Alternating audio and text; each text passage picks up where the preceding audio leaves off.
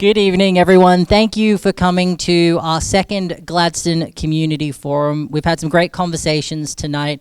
It's been good to hear all the different topics that we've been covering. But it's now time to move into our community questions. So this is answering questions that people have submitted beforehand, whether it was online on our conversations website or whether they got in touch with us through phone 49700 or sent us an email at info@gladstone.kialdi.gov.au or even popped into one of our offices or rural transaction centres to send through the question. Now tonight we only have one submitted question, but we do have one suggested topic from someone attending tonight, and also we'll have time to just open it up for one or two questions from the floor depending on how time goes. So starting off with the first submitted question, first and only submitted question, why don't we have green waste bins? So for that one, I'm going to start by passing it to Councillor Churchill. Thank you very much for that. You want me up there, do you? Yeah, if you could.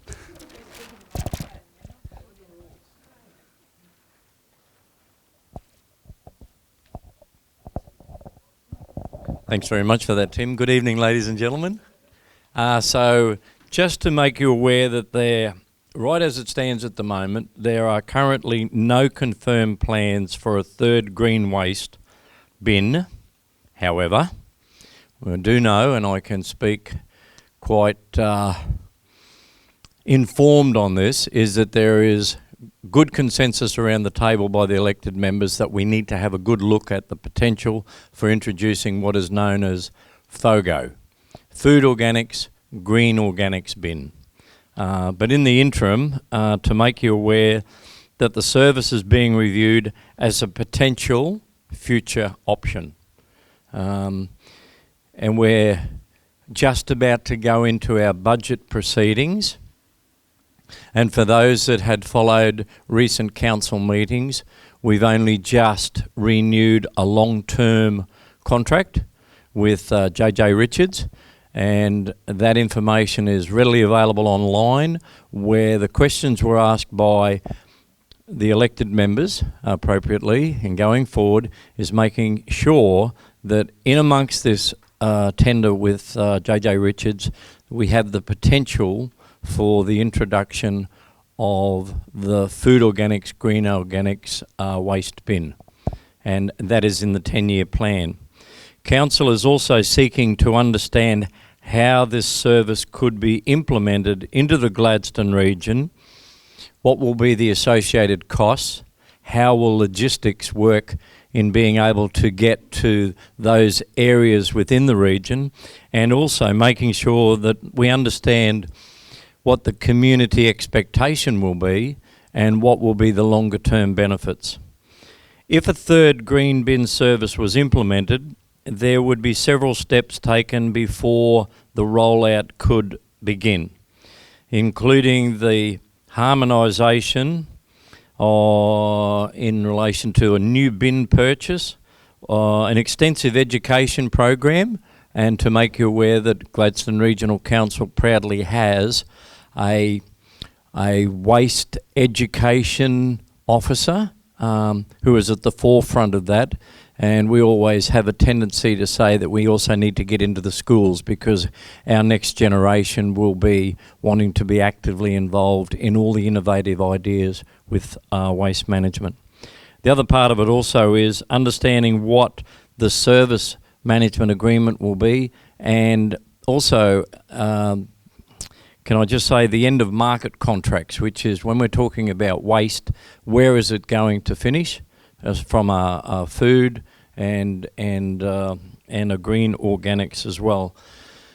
And there is a lot of information that's currently available, and one of our councillors is actively involved on a regional and state perspective in relation to waste management innovative ideas. Council would actively seek external funding to assist with the rollout, and I suppose last but not least that Council does have a 10-year waste strategy which aims to divert waste from our landfill so that we get greater longevity out of our landfills and better manage our waste resources well and truly into the future. And I can share online and to those that are here this evening that this Monday there is a workshop that's being held by our officers who have collected, collated, compiled information, and they'll be bringing a waste management plan strategy for our consideration, which will be part of the 10-year plan. And I have no doubts, we've got councillors here this evening, Councillor Wagner, Councillor Davis, Councillor McClintock will be there, and we will be wanting to know exactly, as all the other councillors will be, and the Mayor, where does FOGO, food organics, green organics, fit within that 10-year plan. Thank you, Tim. Does that help? Any questions? None, that's great. Just one question. Oh, there would be. Sorry, just 1 second. We'll just get this second microphone over to you. If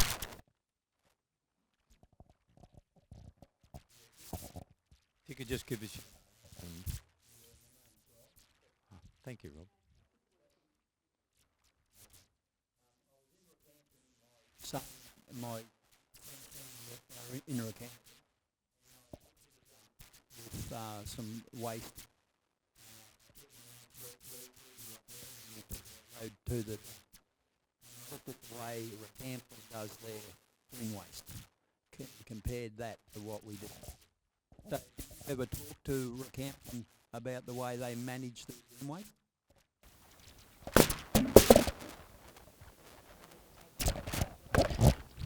Yes, absolutely. And it's part of the Central Queensland Regional Councils, which is the CQ ROC. And there is a CQ waste management plan, and there is continual dialogue and interaction, not only at the elected members' perspective, but from officer level as well. So thank you, Rob. Well done. And did you get any learnings from your visit to the tip up there in Rockhampton that you could share with us at a later time?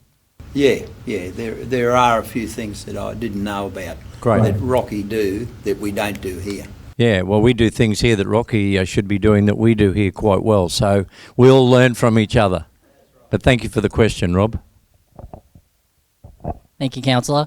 Now, that was the only question that we have submitted, so I just wanted to open the floor. Were there any other questions that anyone had for councillors or general managers at all?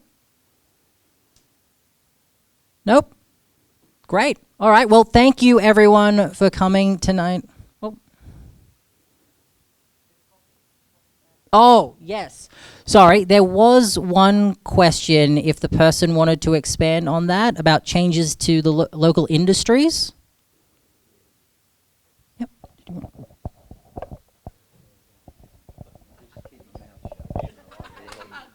Better off. Yeah, I'm just concerned about what's happening around Australia, and in Western Australia, the smelters, the alloy smelters, there's talk of them closing down because they won't have reliable power. Now, Gladstone has two smelters here, and if they wind that down, that's going to have a huge impact on our town of Gladstone. And not just that, but the port itself. So there's a lot of people in Gladstone that are very concerned about that. So that's one of the things that, yeah. For that one, I will pass it to our General Manager of People and Strategy, Carly Quinn. Thank you. Thanks, Rob. We have very lightly touched on it before, but we didn't really get to have a good conversation about it. But you're absolutely right.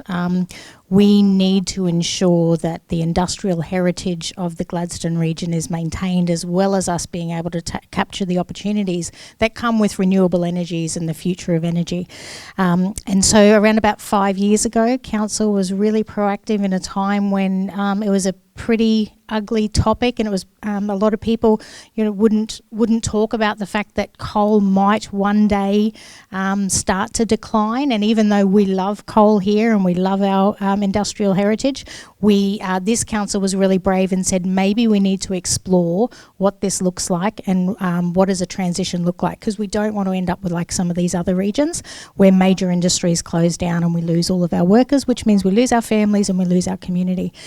So we developed the 10-year transition roadmap, the economic transition roadmap, and we've been working really closely with all of our government stakeholders and local stakeholders and industry stakeholders and international proponents along that roadmap now for 3 years. And people are probably starting to see some of the conversations in the community around changing appetites at a state level and what does that mean for Gladstone. And I think we've got two key messages, and the first one is that there is a lot of we still have a lot of international interest and investment in hydrogen. The state government has not said that they are moving completely away from hydrogen. They have changed some of their strategies and where they're investing, but they have not, at this stage, where we do not have a clear picture from the state that they are not investing in hydrogen.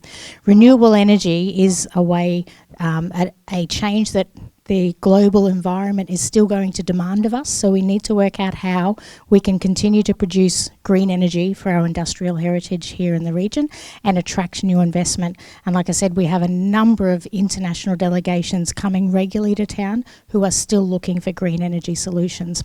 Hydrogen is one aspect of our economic transition roadmap. The whole roadmap is not just hydrogen. So we are very, very committed to the transition and making sure that this region has a safe transition and we have a strong economic viable future here in the region.